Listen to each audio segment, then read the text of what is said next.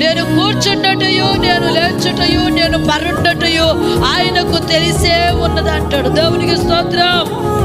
నా నోటికి ఆ మాట తలంపులకి రాక మునిపే అది యెహోవాకే తెలిసే ఉన్నది అన్నాడు. అంటే మన నోటిలోనికి రాక మునిపే, మన తలంపుల్లో ఆలోచన రాక మునిపే అది దేవునికి తెలిసే ఉన్నది. దేవునికి స్తోత్రం. ఎందుకు తెలిసి ఉన్నది అంటే ఆయన మనను విమోచించి ఉన్నాడు గనక మన బ్రతుకు దినములన్నిటిలో ఆయన కృపచేత మనల్ని నడిపిస్తూ వస్తున్నాడు. దేవునికి స్తోత్రం.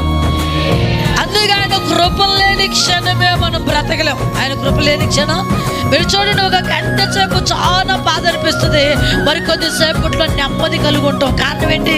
అది ఆయన కృప. దేవునికి దుఃఖము ఎల్లప్పుడూ ఉండదు, ఆనందము కూడా ఎల్లప్పుడూ ఉండదు. ఇరువురి మధ్యలో దేవుని కృప మనల్ని బలపరచడము ప్రారంభిస్తుంది.